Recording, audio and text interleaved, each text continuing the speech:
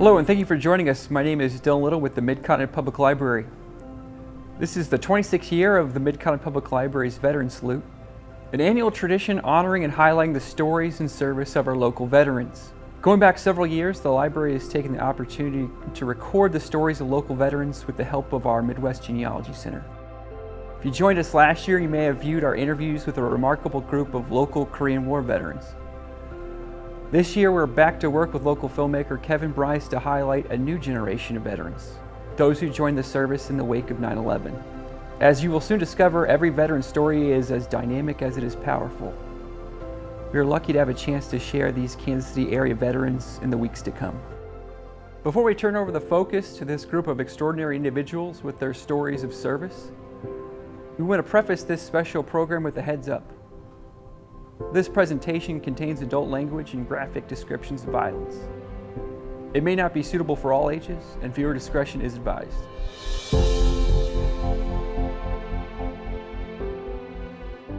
Well, if you could, to start things off, if you could share your name and your branch of service and your current residence, that'd be great. Sure. So I'm Justin Hoover. I joined the Army and was an infantryman, and I'm here from Olathe. Fantastic, Justin. Did you have any family members that enlisted or were drafted? You come from military background? Kind of. Both my grandfathers served kind of in the Korean era. Neither of them deployed. One grandfather was in the National Guard. The other was in the Air Force. And so he spent his years in Pensacola and didn't have a bad experience at all there. So the military was always something for me that I was a big World War II buff, read a ton of books, had neighbors and friends that were World War II veterans and just soaked up those stories. And so there wasn't a strong connection family-wise, but there was just me personally to the military and those that had served in it. Great. And was there a particular moment that you made the decision to join the Army, or was there a particular point in time that you remember making that decision? Yeah, so actually there were kind of two times I decided I was going to join the Army. The first one being after 9/11. I was actually a senior when the World Trade Centers were hit, and I wanted to join. I didn't, because the Americans' effort did such a good job of just pounding the Taliban to the ground at the time that I was like, I don't want to go and just be a peacekeeper. Right. And so I ended up going to K-State. I was there my freshman year, and we were starting the build-up of preparing to go into Iraq. And I was like, all right, this is what I want to do. To me, it was a very, let's help liberate this nation that's under this dictator. This is somebody that gassed the Kurds and his own people, and this is what America is about, is liberating and helping those around the world. And so I was all about that. So I enlisted at that time. Yeah. Was there a particular, being a part of the Army, was there a story around that branch of service versus, other branches? Yeah, I was always drawn. Well, I should say, initially I wanted to, fly like a P-51 or B-17, like every kid did. Right. Quickly realized I'm not made out to fly in a modern jet. My vision sucks. My reaction time wasn't fast enough. It was like, that's not my path. So after I realized that, the Army was really where I wanted to be. I knew several infantrymen and had heard their stories, and for whatever reason, that called to me. And it was funny, actually, because the recruiter was, and I don't remember what he did, but he was a soft skill, and I took my ASVAB test, and scored very well on it. And he goes, well, you can basically do anything you want. What do you want to do? And I said, well, I want to do infantry. And he kind of was like, yeah, okay. And so he goes, we're going to enlist you for 3 years. You know, the standard is 4. But at that point, with the war, trying to get people in, they did 3. And I think he saw me. I was like 130 pounds dripping wet at that time. And wanted to go do infantry. And he's like, yeah, I don't think you're going to enjoy this. 3 years for you. And so that was what I wanted to do, though. I wanted to, I think, prove to myself that I could do it. Right. Which is kind of stupid because that's a very dangerous job. But, yeah, that was really of interest to me. I think I can make a contribution here. I think I can. I felt we should be in this war, and since I felt that, I felt I should be contributing to that effort, not just waving the flag and saying, "Yeah, let's go." So you can't get any closer to that than being infantry for sure. So you're a freshman at K-State. You wrap up your freshman year, and that summer you head down the recruiter office? No, so that over winter break, okay, I went and enlisted, and they said, congratulations, so did everybody else. So just go do another semester. Yeah. And so, yeah, I wrapped up my semester. I actually came home. I had lent my parents the Band of Brothers series, which is a horrible series to like lend your parents and then come home over winter break and say, guess what? I signed up to do that. Right. So my dad was not in the least bit surprised. My mom was like burst into tears and was like, okay. Right. And that said, they were super supportive. I am very blessed to have a very supportive family. And they threw me many parties before basic, before I deployed, before I just had such great family support. And I still feel horrible about, hey, watch this. The Band of Brothers DVD. Yeah, watch Band of Brothers and then tell you I'm going to go do that. I'll be back. Thing. Yeah. Do you recall your first days in the service, your first days of training? Yeah, so flew out of Kansas City in May and landed at Fort Benning, Georgia, the home of the infantry. And right there at the beginning of the summer, you have this intake. 30th AG is what it's called, the unit, and that's really where you get your uniforms, and it's all the preemptive stuff where they evaluate you, get you ready for actual basic training, and it sucks. It's like the worst part of basic training at all. There's the people that are like, oh my God, I made a horrible life decision. How do I get out of this? And so they're people on suicide watch, and that you're like, oh my God, what did I get into type thing. And then got to basic, and it became fairly clear to me early, like, hey, they're trying to mold you, not break you. Like, you should be able to finish this. Right. That said, I mean, it was challenging. At the time, the most challenging thing I had done. I was very lucky that I ran cross country in high school, so I had a sense, I built up. If you mentally have the fortitude, you can go farther than your body tells you can. And so I think that helped prepare me for the challenges of, hey, let's just do push-ups until your muscles like are dying, Right. And so you can always push farther than you think. And so basic training, went through that. When I enlisted, I got airborne in my contract and was all excited about that. I wanted to be airborne, again, Band of Brothers, right?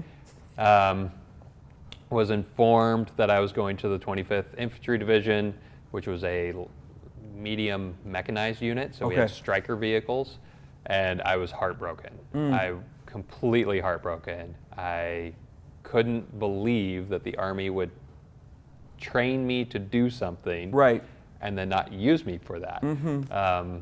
Because when you're a dumb 19-year-old kid, you think, why would that doesn't make sense? Needs of the Army trump the needs that you have. And so, thank God, I didn't get sent to an airborne unit, it turns out. Went to airborne, had a fantastic 3 weeks of learning how to fall out of the sky. So I always tell people I actually graduated from the University of Gravity. And there was actually this great during Tower Week. So there's 3 weeks. There's Ground Week, where you basically learn how to fall. Tower Week, which you learn how to exit the aircraft. And there's this one, it's a mock-up of the plane that you jump out, and you're basically on a zip line. So you practice exiting the aircraft, and preparing your body and checking and doing all the things you're supposed to do when you leave the plane. And it was an amusement park ride. It was the most fun thing. Like, you just leap out and shoo.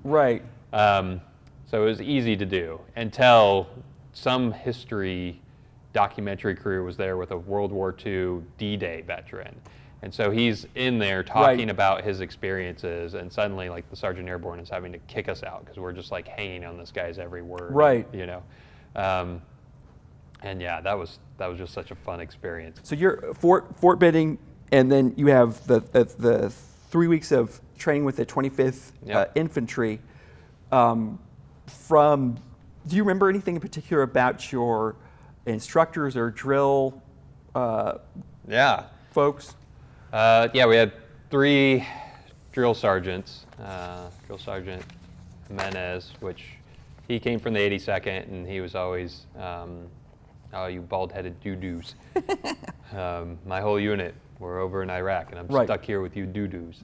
So he made us do a lot of push-ups.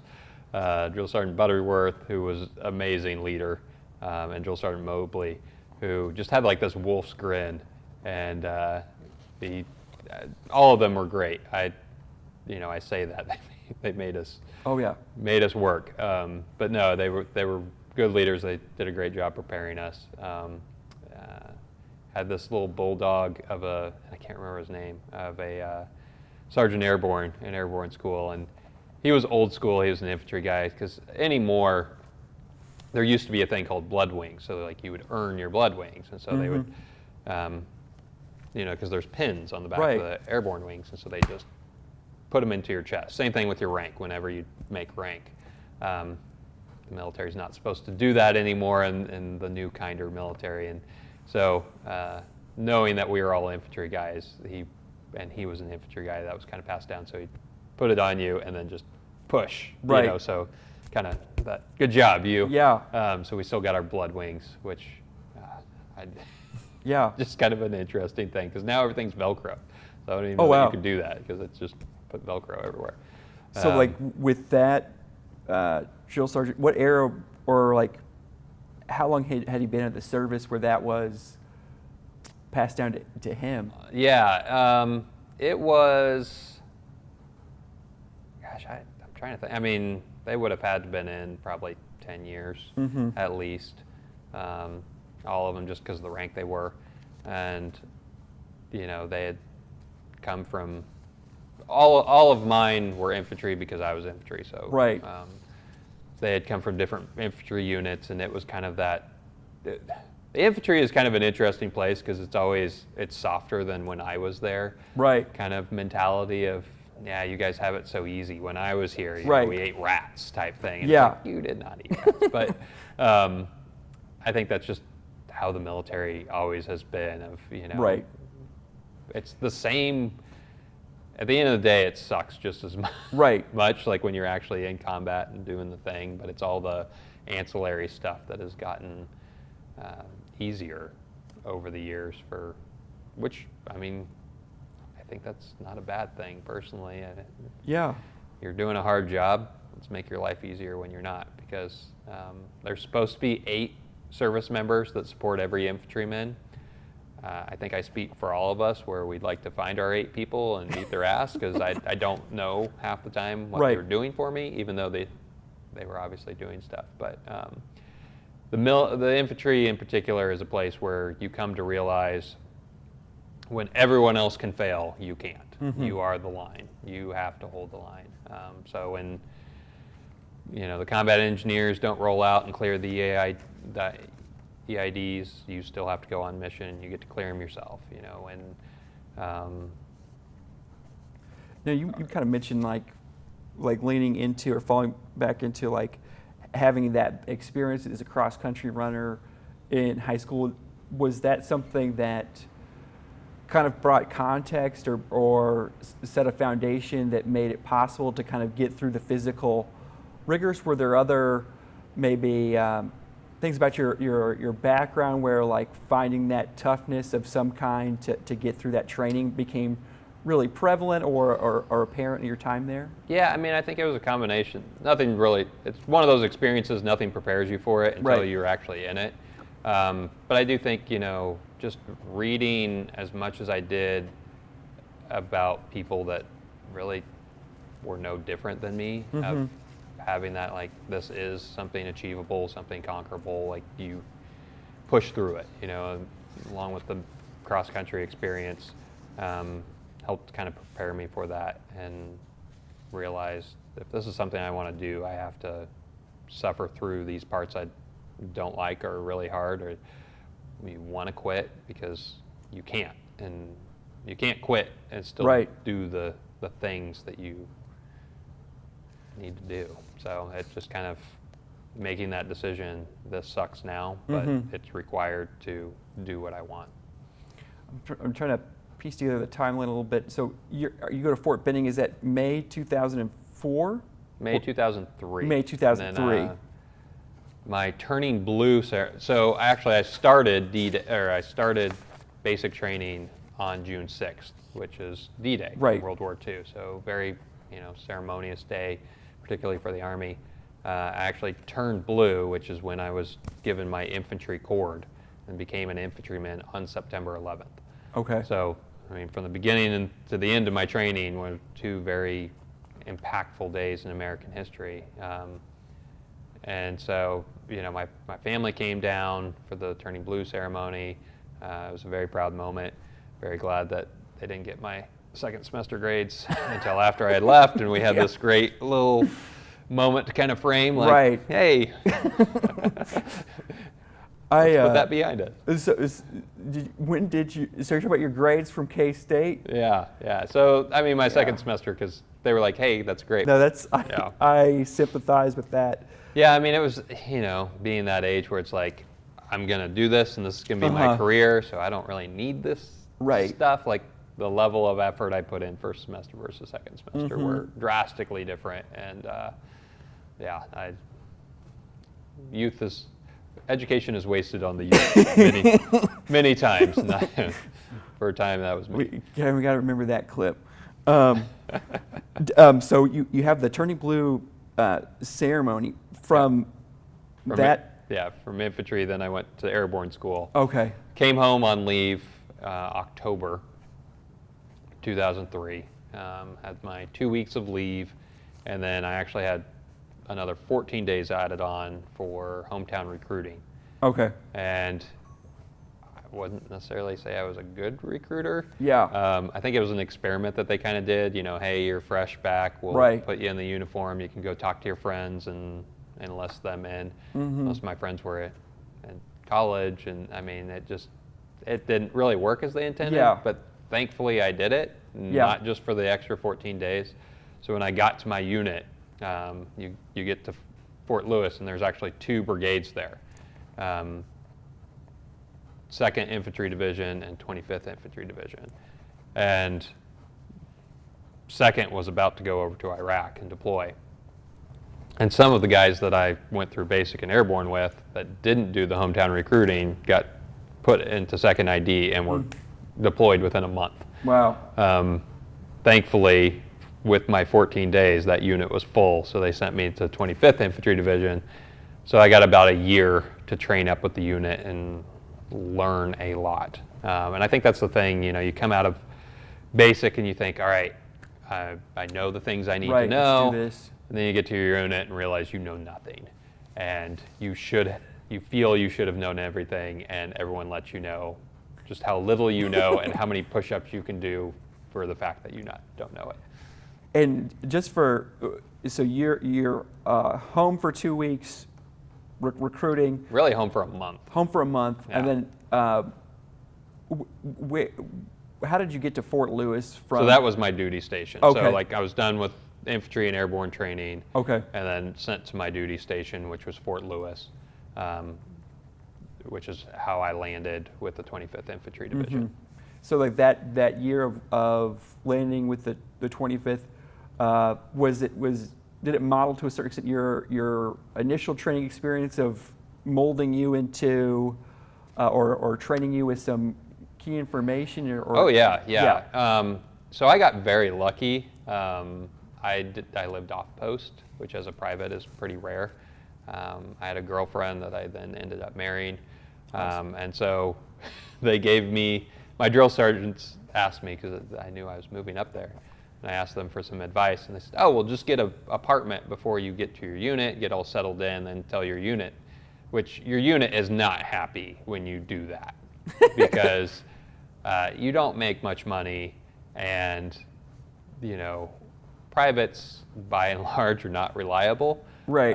They do stupid private stuff, and it's the squad leader and the platoon sergeant that are on the hook for that, and so they like it when you live in the barracks, when you will be there at 5 o'clock in the morning for first formation, and right. they don't have to worry about you not showing up. So they were not thrilled with when I announced to them that, oh no, I already have living accommodations. Place. Not far from here. Yeah, but that worked out in my favor because they had just come back from a big training mission, and really when you were a new private, a cherry private, like, they don't trust you. They don't know how they can trust you, so they really kind of beat you down to understand. And so it's those big training opportunities where you get to prove yourself. Well, they just came back from one, and for whatever reason, they just kind of assumed, like, remembered that I was there with them, and I didn't necessarily go out of my way to correct them. So I just kind of became like, yeah, you're part of the team, good job. And there was a team leader that was very tough. I mean, he was an amazing team leader, and he was changing units to go to the 25th in Hawaii. And so we did a road march together, and I proved myself. Again, I ran cross country, like, I can road march. That's tough, but not that tough. So he kind of got his blessing because he was on his way out, and so that was kind of, he's good for me. So I had his blessing. Everyone thought I went to this training thing. I didn't live on post, so I wasn't there all the time being a cherry private, and I just kind of lucked into the, all right, well, Hoover has his stuff squared away. Let's just skip that part. Let's skip that part. Yeah. And that year, are you deployed soon thereafter, or? Yeah, so we got deployment orders. I was there in October. We got deployment orders that summer. That spring, we went to JRTC, which is a big training exercise down in Louisiana, which, I mean, for us, was not very beneficial. We were like gate guards, essentially. We had FOB security, so we had two gates that we had to guard. We had each of our striker vehicles in the corners, and then we had 4 towers that we had to man, and we didn't have the manpower to do it. So the squads rotated on the gate. The vehicle commanders realized that if you because they were remote weapon systems, so you sat in the vehicle with a screen and a joystick to man the gun, so it had a camera on the gun. We realized if you put them in calibrate mode, then the guns would just go back and forth, and so nobody was really watching them because it was 2 guys doing 24-hour duty for a week, so they would watch them, but not all the time, and we had just shooting silhouettes in the towers with camo netting over it, and we were the only FOB that the OP4 didn't hit because our security was too impenetrable. There's maybe like 2 people watching one side at any point, but it was too much for them. So it was an interesting training exercise for us just because we didn't really partake in most of the training exercises that are. That said, I mean, the whole year of leading up was really learning how to do mount warfare, urban settings, work with the strikers. How do we, as dismounts, raid these buildings, use the strikers as mobile gun platforms, as armor to help support us? How do we protect them from RPGs and IEDs in these urban settings? Because, I mean, the threat is 360. it's a So very... did they, at Fort Lewis and in Louisiana, did they have recreations of the environment They overseas? did, yeah. That would kind of model that? Yeah, they had mock cities built up, and they were to varying degrees. Some would be, we spent a lot of time on room clearing, and room clearing is very dangerous. It's not really a question of if you'll get shot doing it, it's when. Just because, I mean, you're going into the unknown. Right. Now, like my relationships with buddies on the police force, you know, they'll just sit on a house for 11 hours and own the whole place, and they get to know like what the layout of the building is. And I mean, there's so much prep work before they even go in. Like, we'll just get intel, hey, hit that house, and you're just flowing into the house. You have no idea what's in there. And so there's a lot of how do we mitigate as much danger as we can, get as many barrels into the room as we can as quickly as possible, and really just have this seamless flow. And so there's a lot of training in that. So you'd have glass houses, which would just be tape on the ground, so you could walk through the motions. There'd be plywood houses, there'd be actual mount cities, and we'd have sim rounds. So it's basically like a paintball that has gunpowder behind it. So you're shooting at each other with very high-powered paintballs. Wow. So there was a lot of realistic training. They did, in my opinion, a good job of preparing us as best they could. Right. I mean, the threat, especially in an urban war like that, they're just so ever-changing because it's, you know, counter.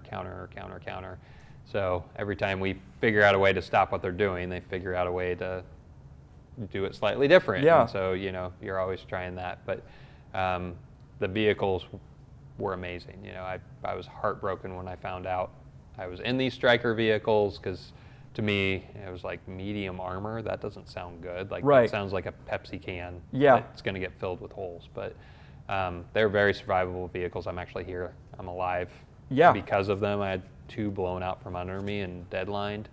And that would not have happened in a Humvee. I mean, those explosions would have just destroyed the vehicle and killed everyone in it. And so very lucky to have. What type of engines are in the Stryker vehicles? So they're the big diesel engines. So it's an armored personnel carrier, essentially. It has a driver in the front, a vehicle commander, and they're very modular. So they can have a 50 cal machine gun, a Mark 19, which is a machine gun grenade launcher. You can have, there's a mortar variant, so you can actually just open up the back and shoot mortars out of it. They have a mobile gun system, which is basically a tank turret on top. They have an anti-tank one, which is some Javelin missiles mounted on there. And they just keep improving the heck out of them. So now in Germany, they have them upgunned. So they're 30 millimeter cannons, kind of like what's on the Bradley, as an anti-tank, another opportunity. But yeah, I'm very impressed with the vehicles. They were great additions. You know, here, you know, you talking about your training experience and a little bit of a sense of the timeline of, did you know you were going overseas when you did? Was there a sense of timeline, or was it like you're going tomorrow, or? No, I mean, that was, you know, JRTC is really the step where they evaluate to make sure your unit is efficient enough and checks all the boxes to be deployable. So we did that. We knew we were getting orders. We got orders that summer, so we got to take our block leave, come back to our families, and, you know, hey, we're getting ready to go. So there was that time. Really, I want to say probably 3 or 4 months we knew we were going over. And so there was a lot of preparation, you know, filling connexes. You had a whole day where you just did your will and did your everything, and preparing, you know, getting guys that lived on base, having their cars put in storage and all that. And I mean, again, being like a dumb kid, getting to the will part, you know, do all that. And then they ask you all these questions, like, in the event you die, who would you like to be there to tell your family? And my whole perception was, hey, if the Army's going to get me killed, I'm going to make it, you know, inconvenience me with death. I'm going to inconvenience them as much as possible. So I thought, you know, like, who's the biggest celebrity in Kansas City that would be a pain in the ass for them to have to wrangle into this? And so I put George Brett, you know, like, I want George Brett to be there to tell my parents. That's probably the most Kansas City answer Right? you could have. Right? And so they said, what verse do you want read out of the Bible? And I was like, all of it. Read The whole thing. And then what do you want to be buried with? And I said, all my TA-50, which is all the stuff they issue you. So it's like, if you're getting me killed, you're not getting your stuff back. I want all that in the casket with me. So, And when you submit that information, was there any sense of are you serious, dude? Or was it just at that age, and because you're 20. Like D-Day is a great example. Right. They said, hey, out of the 3 of you, 2 are dying. And everyone in the auditorium looked to the left and looked to the right and said, that sucks to be those 2 guys. It's never you, I have plans. I have a whole life ahead of me. So, it's thank God nothing happened, because somebody would have pulled that sheet of paper out and been like, yeah, we're not doing any of this. And so, there was just this, yes, this is real, but it wasn't real in my mind at the time. Yeah. So what was your actual process of, or how did you go overseas? Was there stopovers? Yep. Was there, or did you go straight into combat? Or if you could just talk about that, just going across to the other side of the world, that transportation. Yeah, so we hopped on actually a civilian airliner that carried all of us. We left Fort Lewis, Washington. And I feel like it was really early in the morning or dead of night. It was dark when we were on the flight line. We landed in Maryland to refuel, and it was this very surreal thing, because we get off the plane, they let us off while they refueled to stretch our legs, use the restroom and such. And it's 3 in the morning. So yeah, I guess we would have left way early. It's 3 in the morning when we land, and the place is packed. There are just hundreds of people in this little tiny airport. Most of them are Vietnam vets, and they're just waving flags, thanking us, calling. It's what you would expect when you return home. Right. And it was just a weird feeling, because it's I haven't. 3 in the morning. Yeah. I think there's actually a documentary on it, because they just did it for years. Wow. And for me, it was we haven't done anything yet. I don't know that I really deserve this hero's welcome when we haven't even left. Right.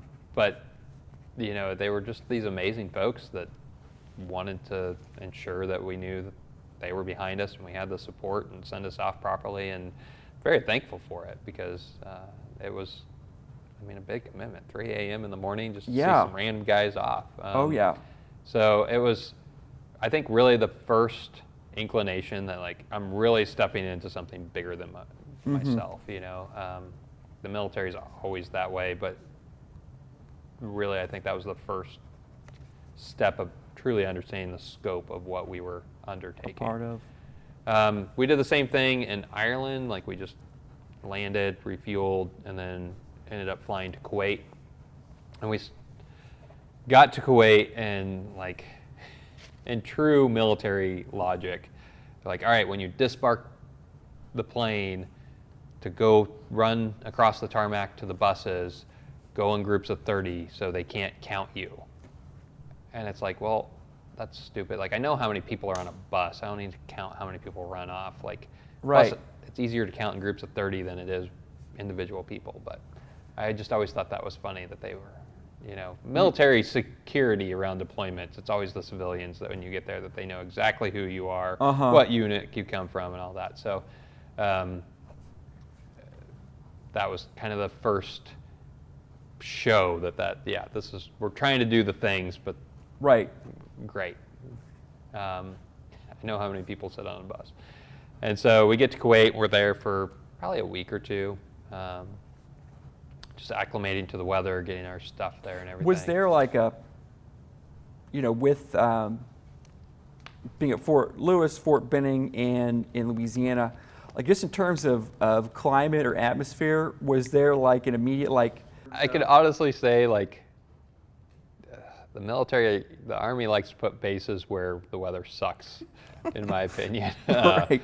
Fort Benning was hot. They have fire ants. Everything tries to kill you. Yeah. Fort Lewis is 9 months of just drizzle.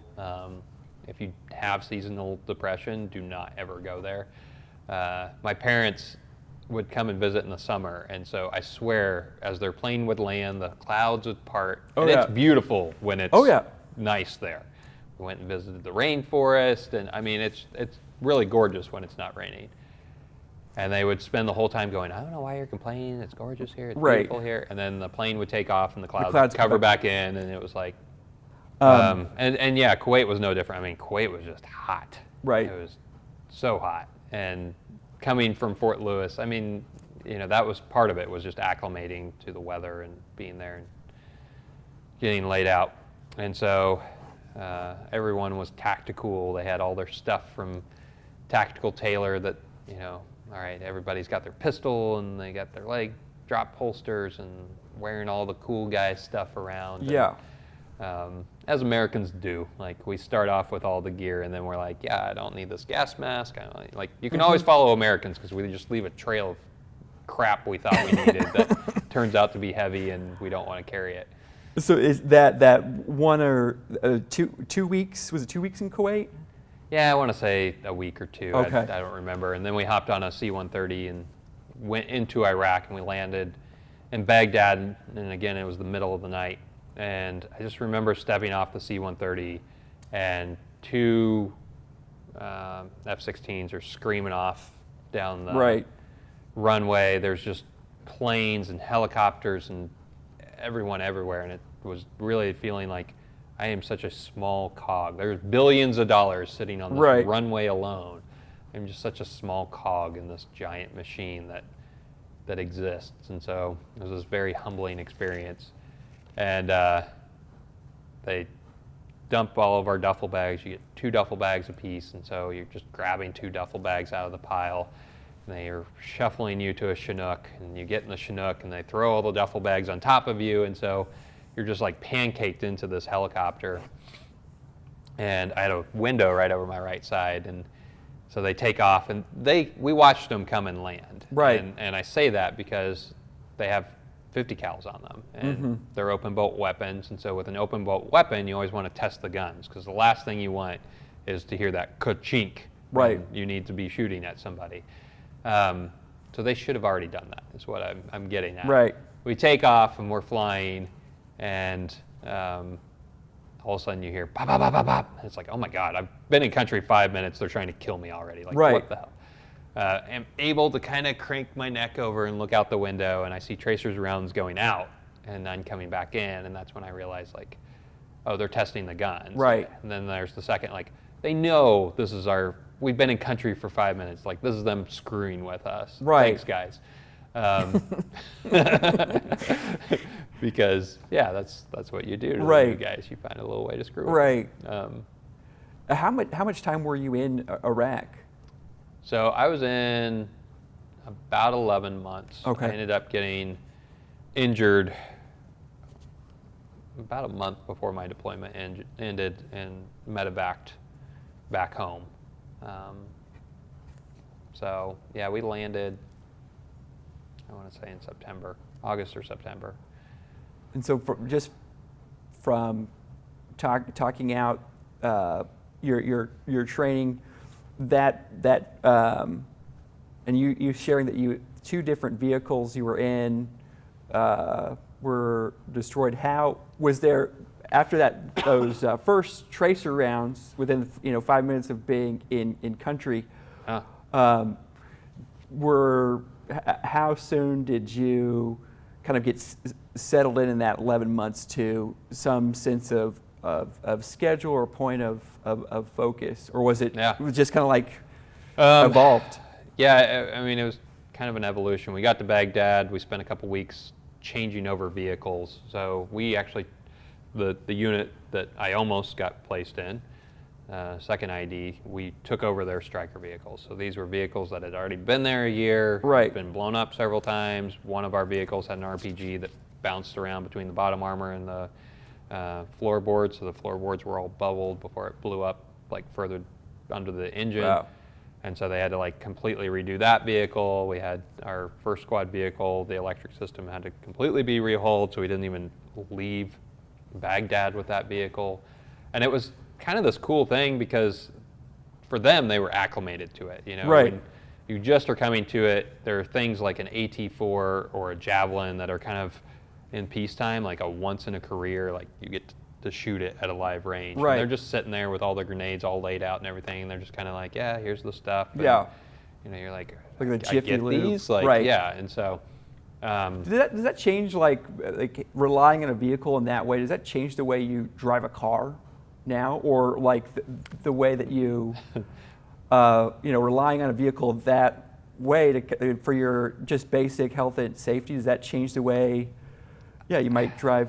I know it does for some. Right. Like when we came back, we had to get our vehicles from the railhead or from the port. And they brought them by boat, so we had to pick them up from the port and bring them back to the base. And that was the big thing. I remember the commanders telling the vehicle crews, those of us that went out, like, you are not in Iraq.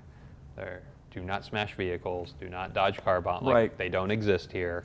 Just drive the vehicle from the port to here. Right. Follow the vehicle in front of Right. you. Like, that was the instructions. And I know there's particularly like the vehicle commanders and the drivers, like some of them had trouble coming back and seeing the car broken down on the side of the road, or the trash that was just, sitting on the side of the road, because those were things that they spent a year Right. very being vigilant about, because they would kill you. And so for me personally, I was able to, where I'm not in Iraq anymore. Right. So Right. I don't have to worry about those things. I still sometimes wish that a column of strikers would drive through town every once in a while Yeah. and clear everyone out and make everyone more aware of the road. Right. I never saw Iraqis get in a car crash that Americans didn't cause. Let's just say that. So, are you saying that there might be better drivers in Iraq than here? I think when you have insurance, you don't drive as carefully.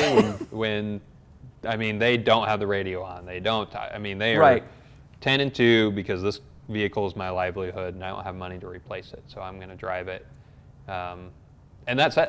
If this side of the highway isn't going fast enough, you just go into the oncoming highway and turn your flashers on, and everyone just moves over. So you Yeah. can go faster. I'm not saying they're good drivers by Right, any it's just stretch. different. It's just everyone is paying a lot more attention because they don't have insurance like we have. And can just remove that liability from themselves. And so, how much time did you spend in Baghdad? We just spent a couple weeks from Baghdad, and then we went up to Mosul. So we Okay. caravanned up to Mosul, and How far of a drive is that? it's a couple hours. Okay. Yeah. It was kind of an anticlimactic thing. It's our first time out of the wire. We don't know what to expect, so we're expecting everything. Sure. I think it was a pretty safe trip just because there were so many vehicles all there. If you wanted to launch an ambush or something, you were going to be overwhelmed by a whole brigade, and so it was an anticlimactic trip. Well, once we got to Mosul, we get off the vehicles, we go to the chow hall, and it's like a big circus tent, and there's holes that are patched in the roof, and we get there, and there's civilian contractors that are cooking. Right. And right when we get there, they call a bunker call. So there's like an incoming mortar attack. And so all the contractors leave, and we're kind of looking around at all the people that had been there, and like nobody moves. Right. And we're like, okay. So Right. guys are going behind the grill and flipping each other burgers and stuff. And it's like, shouldn't we be worried about Right. mortars? Like, Right. isn't this a thing? And yeah, there was a lot of mortar attacks. They like really raised some houses just outside to create enough Okay. standoff for like the guard towers and stuff. We were in the city, and so they could get very close and shoot some mortars from like a pickup truck and then drive off. And that's just kind of going on an ongoing basis. In Yeah, that area we're in we're like Mosul. walking into this, Yeah. It's just been going. People are acclimated to it, and like so this is your exposure to it. Mm-hmm. So And that first one happens when you're in the chow hall. yeah, right when we get off the vehicles and go to chow. Right. And you get to your room and somebody slams the door too hard, and then everyone's piling out into the bunkers. And Right. it's like, wait, what? But then you kind of, okay, well, we don't have to be this cautious. And then another unit across the way from us, they actually went on a mission. And while they were out, a mortar went right through the connex, and it looked like somebody just took a shotgun and sprayed. Wow. And you would have been dead if you were in there. And then everyone's like, all right, so we're going out to the bunker call, like every time now. Right. So we got orders to go to Talafar. Our company did. And we're pretty thankful to get the heck out of. How far is Talafar from? It's about an hour Okay. west. So you have Mosul, and then you have Talafar, and that's really the last big town before the Syrian border. Okay. So it is the Wild West. Right. We got there. Is it a different geography, topography there where? Yeah, it's mountainous there. Okay. So like, we were on an air base, an old Iraqi air base there, which was great because we were very far from town. There's a lot of infrastructure there. They couldn't get close. I think we had like 2 rockets that fell on the camp the entire time we were there. And they were timed. They weren't aimed at anything. They fell, an airfield's big. They just fell into a field. It was a much more pleasant FOB experience. It was a lot smaller. There was just a cavalry squadron there, which cavalry's job is to find the enemy, not necessarily fight them. Right. So they had a lot fewer people. That's why they called our company in to provide more bodies, because Talafar had 250,000 people in town. Okay. And we really had a brigade-sized area of operation. So to the right, like if you went down Fob Road, you went to the right, and that was Talafar, which is they spoke Turkmani. They were a Turkish influenced, so Arab on that side. And then you turn left and you go to Sinjar, which is Kurdish, and Yazidi. There was Mount Sinjar, which, if you remember when ISIS rolled through, that was the mountain of death, where they pushed people up and trapped them on the mountain. Beautiful country. So you're talking about like kind of a cultural melting pot Yeah. in that area of Iraq. So you've got it's mountainous. It's like It's not terribly different than Kansas and Missouri, really. I mean, temperature-wise, agricultural, it really had closer to 4 seasons. Yeah. It's not what you think of when you think of Iraq, for sure. Was translation or interpretation needs, were they different with it? You said Turkmani being like a prevalent. Yeah, so Arabic was the common language. Right.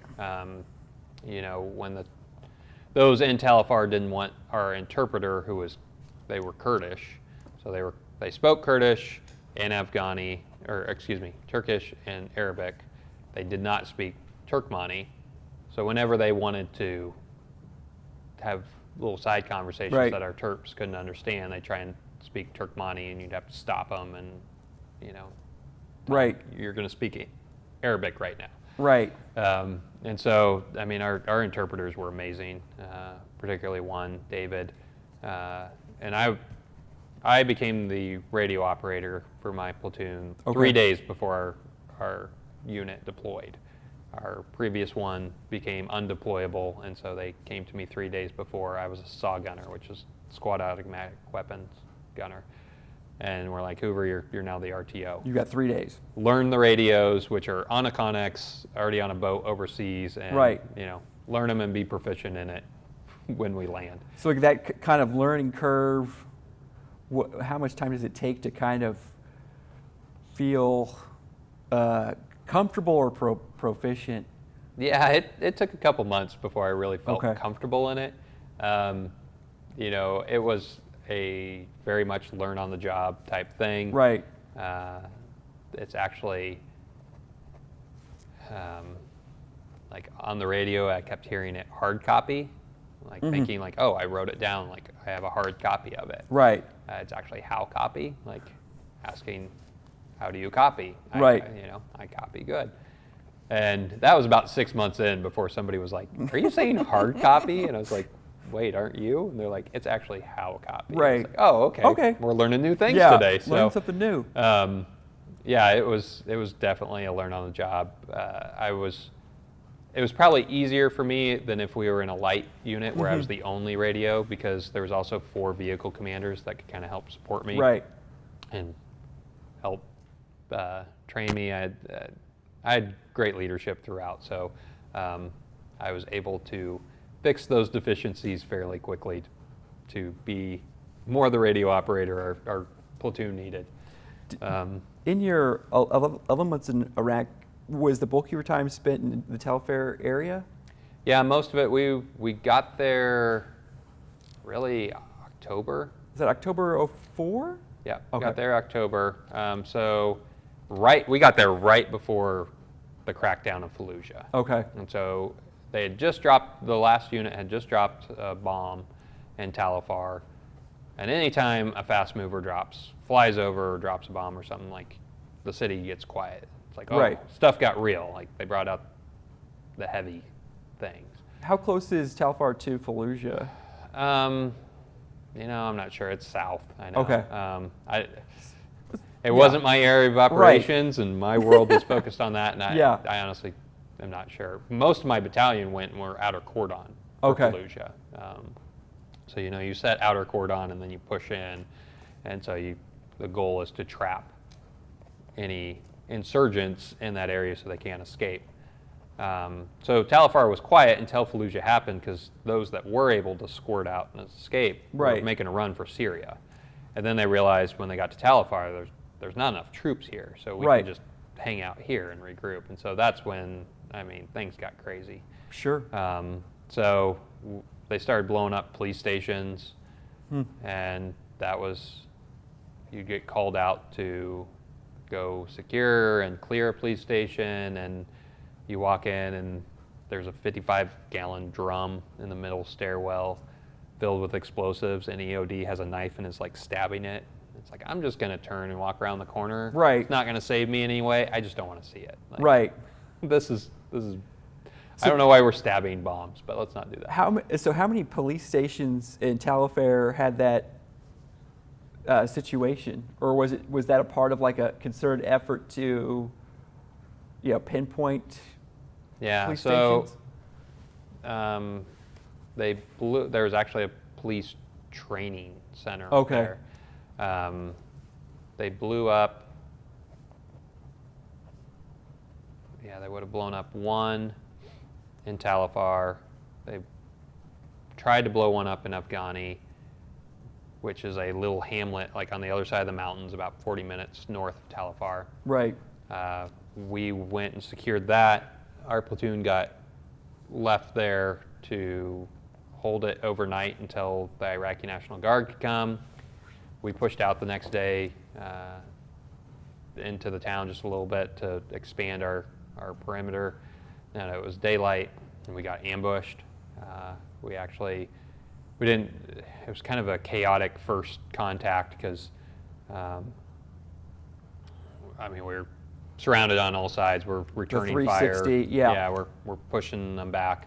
The rest of our company came, and we had a location that we knew that they were coming from. Mm-hmm. So we pushed the company out to it, and suddenly it was like prayer hour. And so we get to this place that we're about to hit, and it's just all these little kids on the other side of the wall that are laughing and playing. Like, They're coming like from that area where the kids are at. So the ambush has stopped, because they knew the company had gotten there. We had reinforcements. So they just scattered into the town. But the ambush stops at prayer time in that situation? Roughly. It was kind of like our company arrived, got there, and then the call for prayer was shortly thereafter. So it was just how the events fell. So we didn't end up pulling back. That police station later got destroyed. The training center ended up getting destroyed. There just weren't enough of us to hold anything. Right. So the last remaining police station was actually in the center of town. It was these old castle walls that were built by Alexander the Great. Oh man. Yeah, there's the cultural history piece there. You strike me as like a history, someone versed in history. The number of civilizations, empires. Mm-hmm. You talk about Alexander the Great being a part of that. You're standing on these walls, staring out into the dark, like some Roman legionnaire, Roman legion, thousands of years ago. and really the only thing has changed is I have night vision, so I can see a little further than he could. Yeah. You know. Yeah.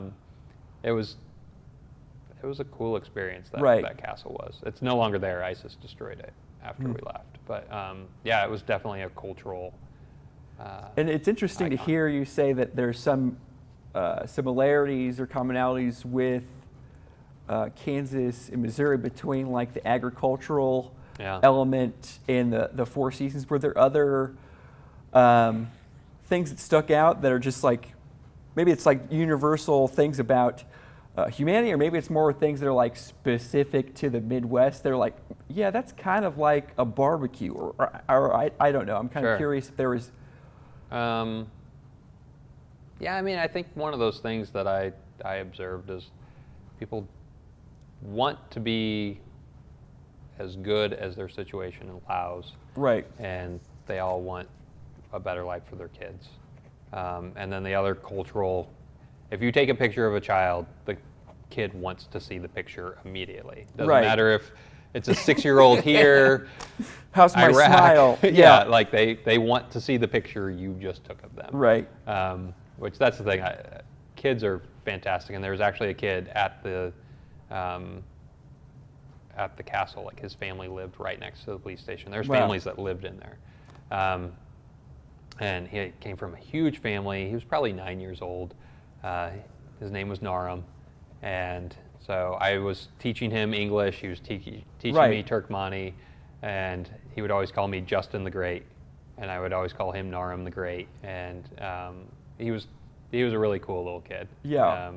I wish that we had in some way given him an email or some way to stay in touch, because I would love to know that he's okay, and that you know, especially, I mean, ISIS really rolled through that area. Yeah, it would be nice to be able to find him in some way and just see, how are you and your family doing? Right. So that, you know, kids, you know, have a path, like where you talk about, like, I want to see my picture, or, you know, an unfiltered curiosity stuff. They're some of the best, I don't know, whether it's just connectors of people, but I don't know, kids can do amazing things, but. Well, I think they're great because, I mean, that for all the reasons we were in Iraq, they were to blame for none of them. And, you know, so it was that grounding, because especially as the deployment ground on, and you're going into these areas where, like, you're getting shot at, and you go to that place, and it's like, oh, no, we don't know. They were in your kitchen. No, there's no gun. There's bullet casings on your floor. Like, you know, you get lied to, and yeah, I totally get it. I would have done the same thing in their place, because we're Americans. We can't do anything. But if you help us, like, they'll cut your head off. So, yeah, I'm going to lie to the Americans, but it's like, why are we even here? And so like, those kids kind of help you keep grounded of, like, this, we are trying to do something and better this place, and it's really, if we can accomplish that, that would be the change. So are you at Talifair, like, get there in October 2004? Yes. Is that about right? And we were, I mean, we went outside the wire, ran a mission every day from early October, whenever we got there, till my birthday, January 18th. I mean, it was nonstop. Wow. My birthday was the first day that we didn't have to leave the wire in a 24-hour period.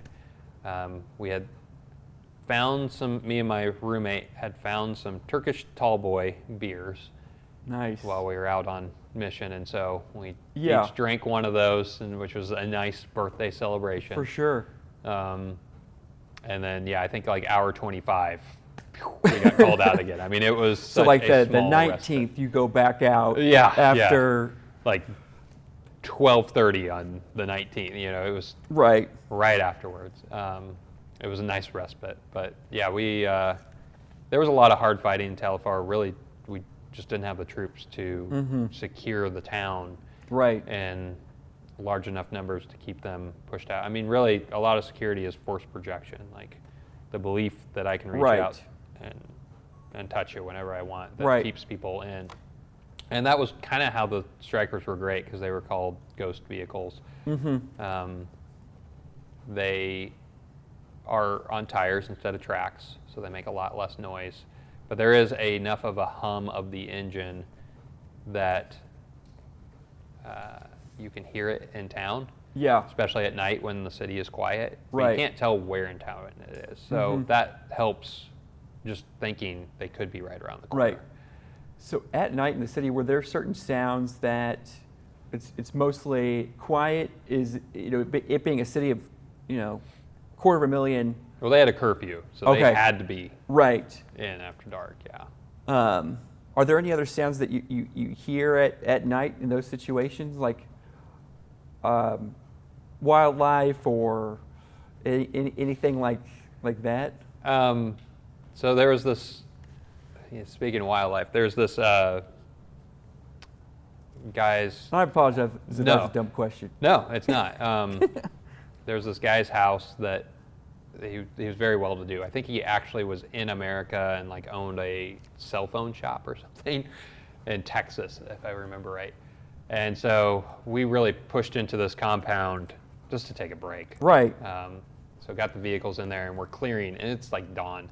Right. So not expecting any trouble here because that's just a personal residence that we're going to. It's not a raid. It's not, so, kind of half asleep walking through the yard. And all of a sudden there's like this loud, and this giant, like it was a peacock that all of a sudden was unfurling. Yeah. Last thing I was expecting. Sure. And like, half asleep, and all of a sudden this thing's in front of you, and so it's pulling up on it and like about to, like I don't know what it is, but I'm gonna kill it. And I just about wasted It would have been like finding a, Pegasus. But they use them for guard birds, is what they are. Okay. Yeah. Wow. So almost smoked this guy's guard bird. I mean, if you spend any time at the Kansas City Zoo around where the peacocks are, they own that area. And they're beautiful birds, but they've got enough ego to drop a mixtape pretty soon. Yeah. So while you're in Telfair, there's a sense of force projection. Was there, spending your time there, was that the last place you were in Iraq before getting medvaced out? No, so we ended up being replaced by a regiment. So 300 guys get replaced by 3,000 guys. Okay. They were coming into town. I went on mid-tour leave, and then when I came back, we were in Mosul. Our unit was in Mosul, so I didn't have to move all my stuff. Somebody else got to do that. But yeah, we were there for most of the deployment, and that's where most of our hard fighting was. Right. We lost several guys during that time. One in an ambush, and a couple others in a car bomb. They buried the bomb under the road.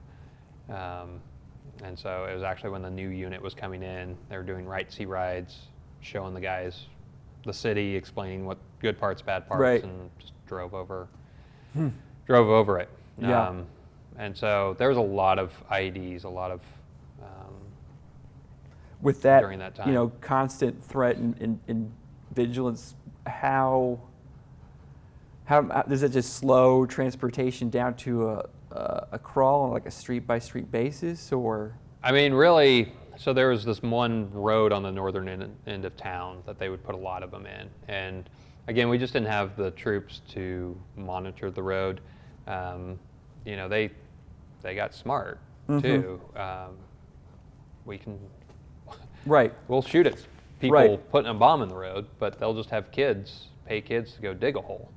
And so they do the stuff, no, we're not going to shoot kids. And then they'll just come and toss it in the hole, type thing. They will get a van and they'll cut a hole in the center. And just drive it over the road and then melt the road, put the bomb in it, and then put the road back on top. So within the van, they have something that melts the road? They just heat the blacktop and melt it, scoop it away. It's like some sort of blowtorch, or Yeah. So they get creative in ways to drop those explosives, and so it was always a game of cat and mouse. And fortunately, we were in Stryker, so we could drive fast. You can do like Yeah. 60, 75 if you're going down a big hill.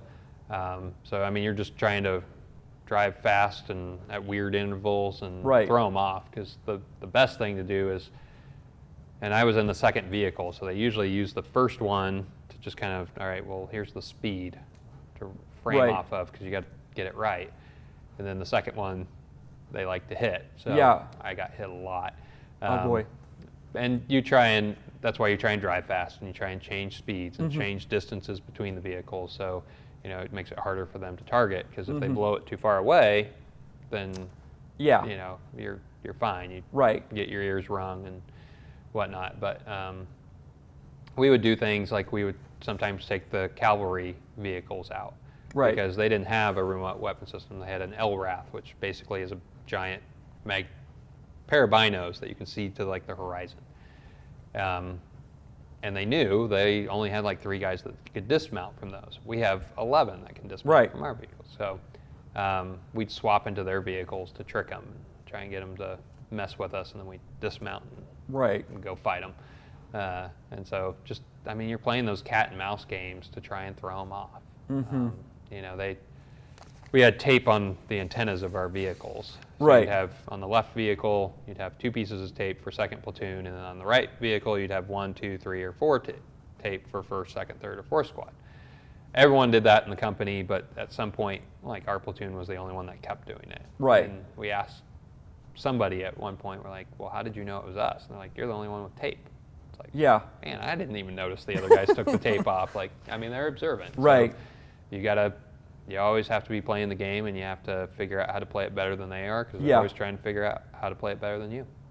So you're in how long were you in Mosul for? So yeah, it would have been really that summer.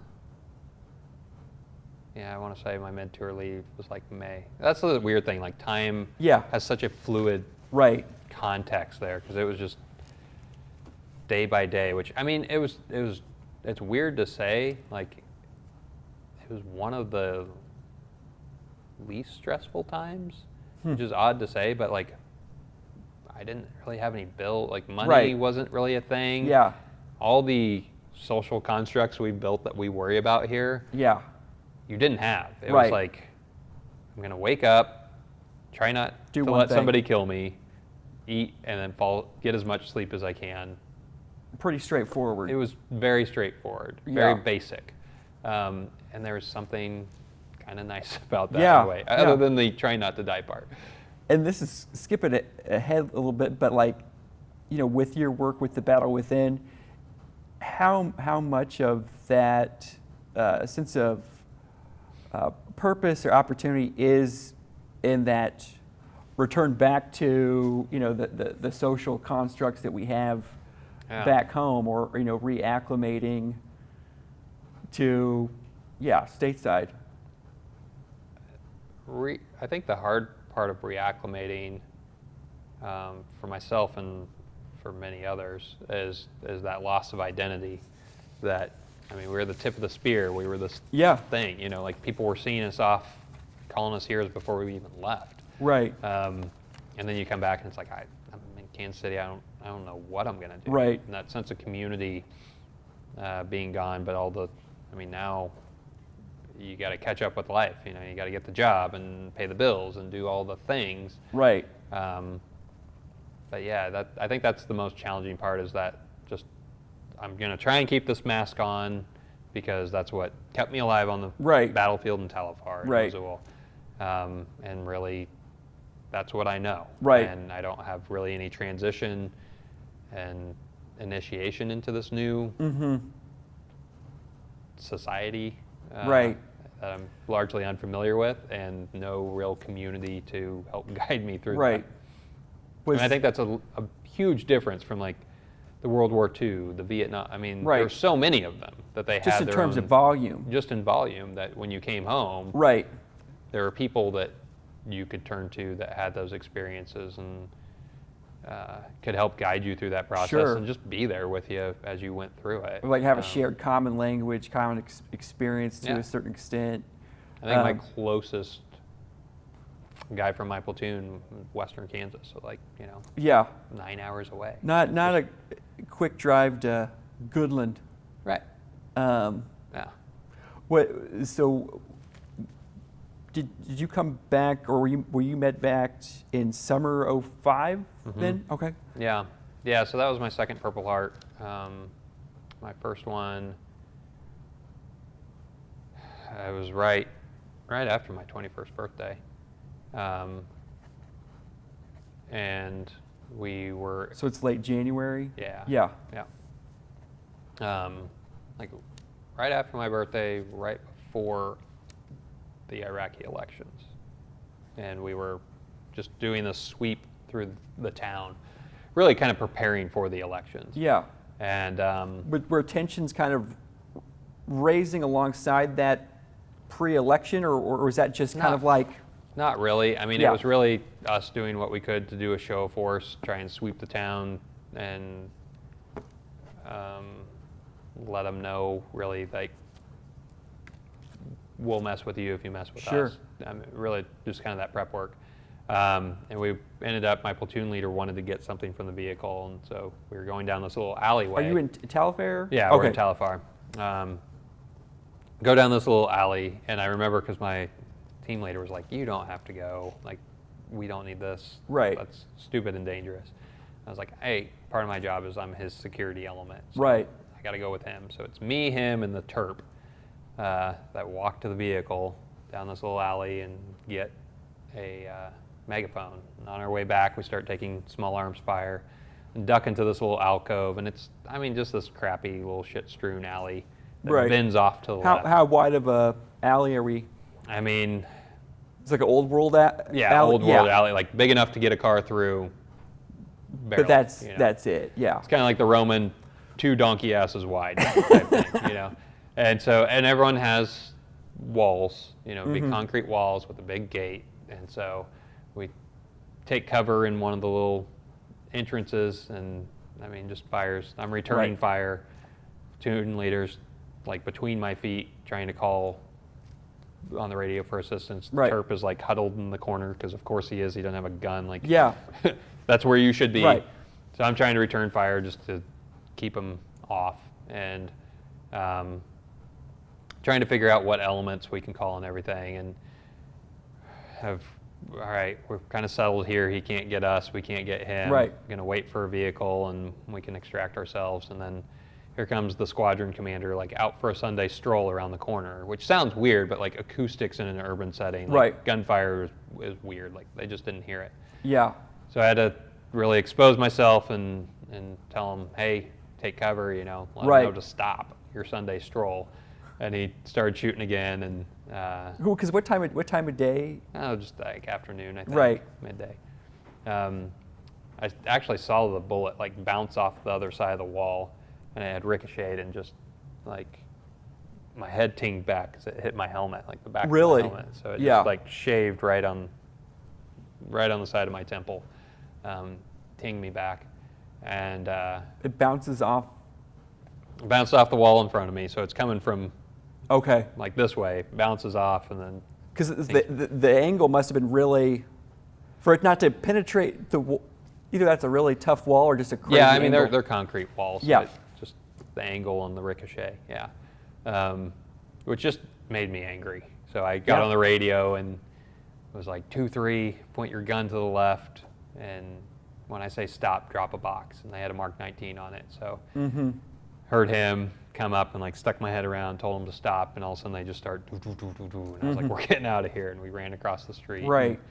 It's one of those things like you have a lot of blood vessels, so it looked really bad. Like it looked like I was bleeding all over the Yeah. place. It was such a superficial wound, and they asked, well, what do you want to do about it? I was like, nothing. It's fine. It doesn't. Right. The medic, when we got back, like it didn't even need a stitch. Like it was good. So I thought it was over, and then, like a couple days later, I get called to the TOC, which is like the command center. Right. Like I just got promoted. Pretty sure I'm not in trouble. Like I don't know why I'm going there. I mean, that's a good setup for any meeting with a Right. boss. with the I don't commander. think I'm in trouble. Right. Yeah. Let's clear that hurdle first. I don't think there's anything you know of that you should. I mean, did you say this was your second purple? That was my first one. Okay.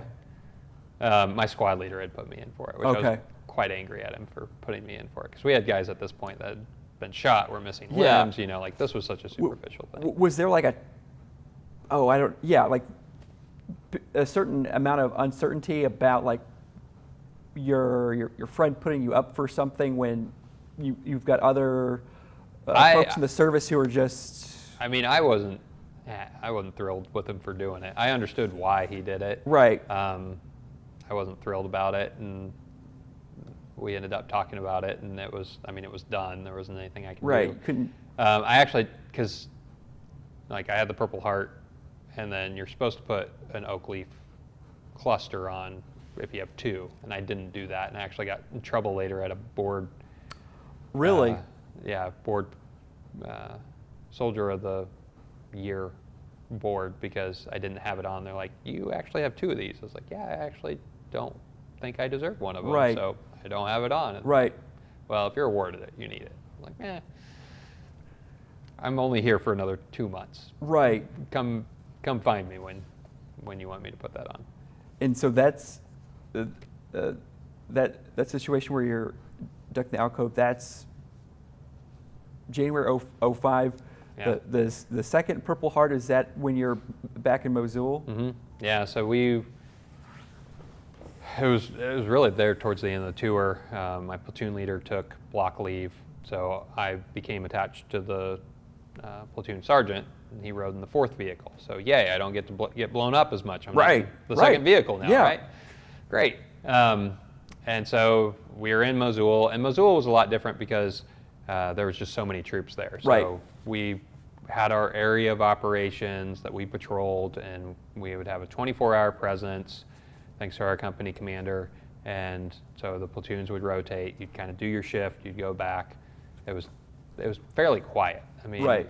Which was so strange, because when we were in Talafar, like, you'd watch the news and there'd be all these car bombs and everything, and I remember calling home and being like, I'm so glad we're not in Mosul. Then we got to Mosul and it was like, calling home, I'm so glad we're not in Talafar right. still. Like, we just didn't have news to tell the world what was happening there, but mm-hmm. It was way more intense, a lot more action there. So was that a little bit of like luck that carried over from your training? Like, you leave, because you were talking about like, as a private, being able to have your apartment and getting in with the good graces with the tough, like, does luck become, or is there an element of superstition that happens over there, or? Oh, sure. And I always say, like, surviving a war is easy. All you have to do is be well trained and the most equipped, fight 17-year-olds who watch 90s action movies for their training, do your job with perfection, have enough luck to win the lottery, and have favor with at least 4 of the major deities. I mean, that's really not all that hard. That'd be long for a bumper sticker, but I think you could sell some. Right? Get along with the 4 major deities. Like, guys who've been trained from 90s action movies. Oh gosh, that's really good. But really, it was luck why I was alive. Because when we got to Mosul, we were just out on patrol. We're out kind of towards the border of the city and our AO, and there's just this car doing something weird that we're like dogs. Like, we're going to give chase. Give it a look. That's something that we need to investigate, so we're going to chase it. And it was was the vehicle like broken down? Or I don't even remember why we gave chase. Like, right. I was up in the air guard hatch. My main concern, from 6 o'clock to 9 o'clock, like, just protecting the vehicle and us from that. So I didn't have a headset on. Like, I knew that we were accelerating, we were going faster. My job was to protect the back of the convoy. Right, that's your whole deal. Yeah. So we later learned, like, it was part of a baited ambush. So he was leading us to an IED, but another unit had already found it. So that IED was supposed to, disable and slow the convoy. We went around that, so we're just driving, and actually in my head I'm singing Paradise City. Take me home to Paradise City, where Great the grass song. is green and the girls are pretty. And classic. I hate that song now. Did that day ruin that song? Oh yeah, 100%. Yeah. 100%. because somebody up there thought I meant like right now, like take me home. Right. Now. Wrong message, dude. Because the next thing, and again, I'm seeing exposed waist up in the air guard hatch, and all of a sudden, like the world kind of slowed down, and I didn't hear anything, but my body started just twisting around. And I remember thinking like something's horribly wrong. And then the next thing, I woke up sitting in the vehicle, and we were doing like 60 miles an hour. Right. A car bomb had driven into the vehicle and exploded. Okay. And so that's the force that had turned me around. 7 of the 8 tires were blown out. So the driver is trying to fight for control, and it's kind of like a boat, like the way it sways. Yeah. It's got all this. So was he just on the actual wheel at that point? The wheel or the... Yeah, I mean they kind of have some run flats, but I mean you're doing 60 and all of a sudden the wheels give out. Right. You know, so the whole vehicle swaying back and forth, and I was in shock. Just kind of. Sure. The medic is sitting next to me. My squad leader's right across from us, and the medic's like yelling, "Hold on," so we don't flip. And I just remember looking over at my squad leader, and he is dazed because the car bomb was actually on his side of the vehicle, so he's even closer than me. So he got more of the shock wave. And I mean, he is just dazed. And he's a mocha skin black guy, but was just pale white, just staring at me, you know. And it was at that time, as the shock kind of started to wear off, like I realized my neck is just freezing cold. And my first thought was like, oh God, I've been hit in the neck. Like, I'm dying right now. And I take my hand, and my left hand, and I wipe the back of my neck, and it comes back and it's just covered in blood. And I'm like, I'm dead. Like, I can't even feel it. Like, this isn't good. And again, my medic is sitting. So are you saying you feel like you're going to shock, you're cold all over, my or body's cold to the cold, literally cold to touch? Yeah. My body's in shock. My neck is just freezing cold. I touch it and come back with blood.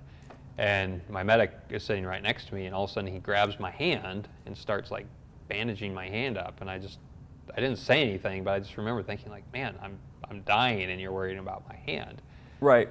And as the shock is starting to wear off a little more, like I feel like an ice cold drop on my neck. And so I just kind of look up, and the cooler that we had sitting on top of the vehicle that we kept our ice water in had tipped over in the explosion and was pouring cold water down my neck. Okay. But I used the hand that had been hit and was bleeding to wipe it away. So, you know, it's when you're in that shock, like you're not piecing things together very quickly. Time has slowed down. Yeah. Are we talking about like the time between getting that time slowing down and your hand getting wrapped?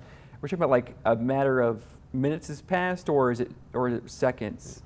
Yeah, like I mean, I woke up. I don't know how long. It couldn't have been very long that I was passed out from the explosion, just because the vehicle was still moving at a fairly good clip. Yeah, I mean, it was probably a minute or two, really, until the realization that, oh, I'm not dying, which is a nice relief.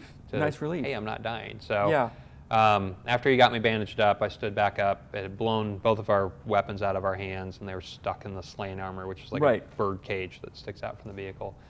So I was able to get our rifles back and then pull security until we got to a little area, a hospital, actually, that we were guarding. And so there was a Special Forces medic there, and he took the wrapping off and cleaned it out with an IV, and he's like, yeah, you see that? That's your bone, and you know, here's your ligament that you can see moving when you move your hand. It's like, well, okay. He's like, it doesn't look broken. So I was like, all right, great, cool. Let's go to the hospital and get this thing stitched up. So we got back to the air base, which was right next to ours, and that's where the cache was, which is a smaller version of a MASH. Right.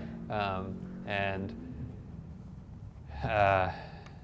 that's like when the craziness started, I guess, because you know they dropped the ramp and they're all sitting there with a stretcher, and I'm like, guys, I'm good. Like, it's just my hand. You know? And they walk me in and put me on the stretcher. They start just cutting off all my clothes, and I'm like, I haven't even seen a woman in 6 months. Like, I don't know that I want to be naked right now in front of all of you nurses. And that's their job, you know, because when you're in shock, you're like, yeah, it's just my hand. They're like, yeah, except for your leg is gone. Thing. So they got to check you for other injuries. Sure. Start doping me up And so I'm starting to feel the funky effects of the meds. Right.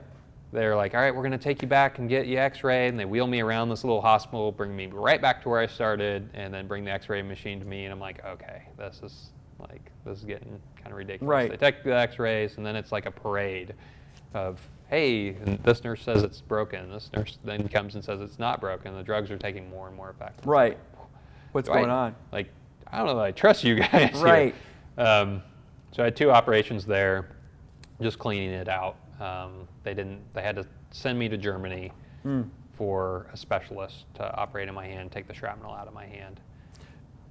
So how soon do they get you to Germany? Is it like they make a determination and then you're on a flight that No, day? I mean, it was a couple days in Iraq where they did I think they were trying to take it out, realized they couldn't without damaging ligaments and stuff. Just cleaned it and then closed it back up. They actually, my wife at the time, they put me on the phone right after they brought me out of surgery, so my hand's all bandaged up. Right. Like, I can't even see, these 3 fingers. Right. And I'm doped up. Like, they should have never put me on the phone. This is the first time I'm talking to her, and she's like, do you have your fingers? Like, your Right. hand? I'm like, I don't know, let's look. Like, and I'm trying to, dig the cast away. I mean, it was like a horrible phone call. Right. Back home to tell people, basically I'm alive and I don't know how messed up I am. Right. But I'm doped up and Just I sound enough- really messed up. Just enough information to scare the Oh, yeah. crap of everybody, but you're alive. Yeah, yeah.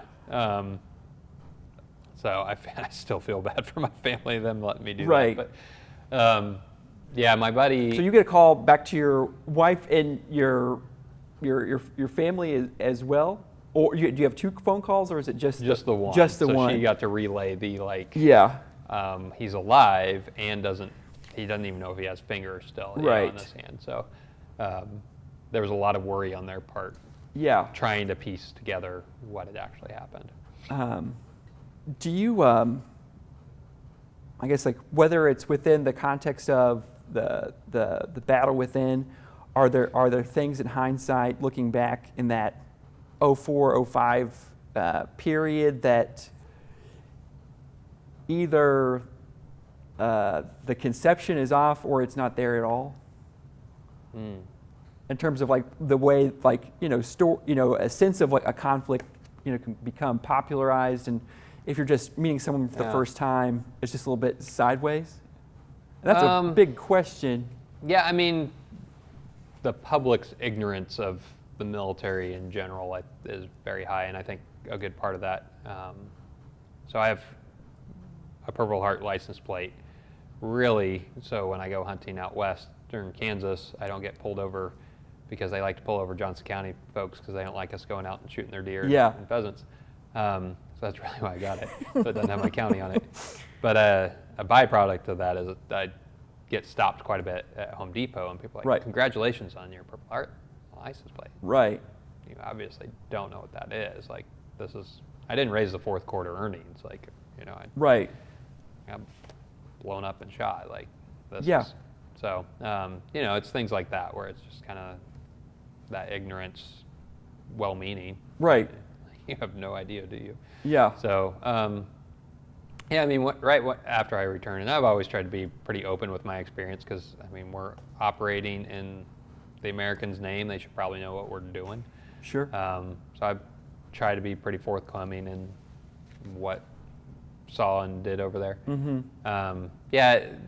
It's not so much now. People have been much better educated, but there was a lot of, well, did you kill anybody? Did you, what was war like? Which is really the worst question you can ask somebody because we don't have a relationship, right? Right.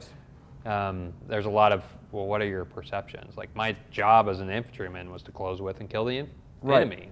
If I did it, are you going to be mad? If I didn't, are you going to think I sucked at my job? It's just a tough, yeah. And I don't even know you enough to really want to answer this question. So I know a lot of effort has been put by many people to kind of, hey, those aren't appropriate questions to ask. Easy there, Haas. And I appreciate people not asking them anymore. Right. But yeah, it's I think people are interested for sure. They really don't have much to relate it to, so they're just kind of cool stories most of the time. when you go to But I think, sorry, Oh, go ahead. not to jump on you, but I mean, personally, I think that's a good thing. Like, that's why I signed up, was to make it where the American people didn't have to know and experience these things, Right. like 9/11 on a larger scale. Right. You know, it's one of those double-edged swords. Like, I'm glad that they're ignorant, and also there would be times where it would be nice if they weren't so ignorant. Right. So, is there? We've covered a lot of ground this morning. Is there anything about your time in the service that you'd like to add that we haven't touched on? it was such an experience that I'm thankful for in so many ways, and the people that I met and had the privilege to serve with. The amount of leadership that I got to have displayed to me in such a short amount of time really helped shape me as a leader, and still does. Just there's so many different leadership styles, and being able to see those at an early age, I think that's something that is often missed in the outside world. There's so much that our military folks have to offer that I think people don't know how to translate that into making them successful and helping them make their businesses successful here in life. That I think is a real missed opportunity. Right. They are excellent in crises, and we have a lot of crises in this country. Sure. So that's a big part of the battle within, is really helping them overcome those traumas that allow them to use those skills and help be the leaders our nation needs. And I hope that people continue to give those opportunities and help them realize that potential, because America would benefit from it greatly, and so would the veterans. Definitely as well. Was there a an epiphany moment or a point in time with your video production work where you're like, I kind of want to switch it up or do something different to meet that Yes. need in the community? Yeah, so I did video production for a while, managed social media, helped build social media networks back before Facebook became the Goliath it is. Just kind of a lot of things in that marketing world. And it was really how I got into this work was I needed it myself. Like, I had suppressed a lot of stuff and thought, hey, that part of my life is over. I got this under control. And it wasn't until a few things, my stepdaughter, when she hit high school, fell into depression and suicidology, and it was some events. I mean, everyone has a kid story, and kids should never be in a war zone, I'll just say that. Right. And so this was kind of replaying in my living room at a time when my work was doing layoffs, and I mean, it was just, I fell into a depression myself, and I was really struggling. It was my wife that was finally like, hey, you need to go get help. Right. And I was still, no, I'm good, I'm fine. I mean, we're always the last ones to see it, right? And so, it was really, I went through the curriculum and realized more than anything, like, I didn't have this community in my life to help hold myself accountable, and I did really well when I had that community to hold myself accountable and do these things, and to continue doing these tools and grow myself, I need to stay within this community and give back. And so that's really led to me throwing myself full-fledged into this work, and ultimately the battle within, and becoming the executive director there. So it was a long process and a lot of denial for a long time. So it's like it started with yourself and like recognition of like, hey, I need these tools, I need this community. Yeah.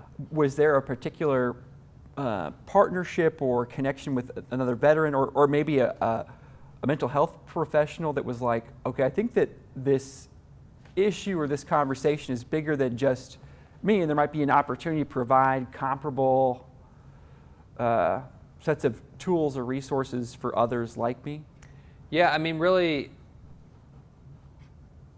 as a veteran, it's easy to build up those walls and say, well, only other people with experiences like mine, that have been overseas, that have been shot at, that have had these crazy deployments, that have been blown up in car bombs, they're the only ones that can really, truly understand. Right.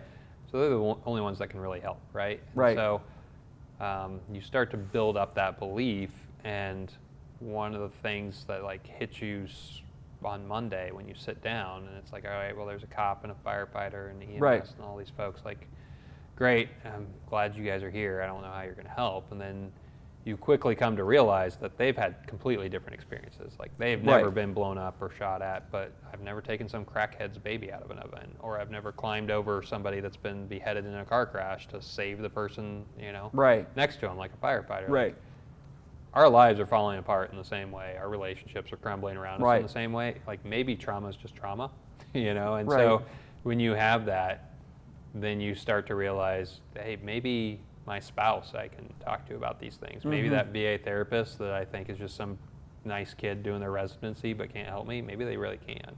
Right. So it really helps open up what trauma is and helps you expand your borders of who you want in your circle, in your community, that can help you grow and overcome those traumas. Yeah, I think what the Battle Within does is incredibly important. Honestly, the Vietnam guys are some of my favorite that come through the program. Oh, yeah. Because, like I said, those were the guys that were in Maine before I even left. That Right. we got to benefit, us post 9/11 veterans, Right. from the Vietnam veterans setting the standard of how we were going to be treated, Mm-hmm. because they wanted to ensure we weren't treated the way they were. And so it's great to repay them, because these services weren't there when they returned home. Mm-hmm. I actually had one in my class, and he's like, I've been holding on to this ship for 50 years. Wow. And to have at the end of the week, and say, welcome home, and then we go, this is the first time I've truly believed it Right. when somebody has said that. Right. Is a real big honor, because of all that they had done for us. Right. To set the stage, to really have a very supportive America to come home to. So, like on the home front, you see the Vietnam generation playing or setting a precedent for, we want the next generation of veterans to have the things we did not Oh, yeah. have. Yeah. I still, mental health is something that there's elements of it that still need to be destigmatized in a variety of settings. But, when I was a kid in the 80s and 90s, like my dad was a shrink, that was all of the conceptions around. It seems so normal growing up. Right, right. But like where psychology or the idea of getting therapy Right. it was like there was an ostracization there that everyone in the community has, or community organizations have an opportunity to expand that conversations in ways Yeah. that translate that importance to those specific communities. So I think what you're Yeah. doing is awesome. Well, thank you. And that's, everyone has mental health. You don't have to Right. go overseas to have traumas. I mean, Right. so many people, I don't know how many boardrooms, talking to donors and stuff, and I'll tell my story, and then I was raped, or my kid was in a car crash, or Sure. It's realizing that vulnerability is actually kind of your strength, not Right. your weakness. That's where those healing moments come from. It's being able to have the strength to share your story Mm-hmm. that allows somebody the safety to share their story, and then that connection Right. is where a lot of that healing happens. And it doesn't have to be big, and it doesn't have to be, it's just Right. having the courage to be the first one to share when no one else will.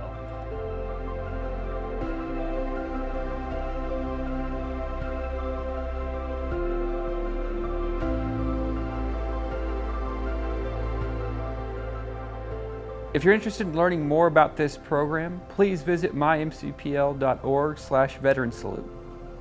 If you're a veteran or concerned about one, there are caring and qualified VA responders standing by 24/7 with the Veterans Crisis Line at 1-800-243-8255 or via text at 838-255.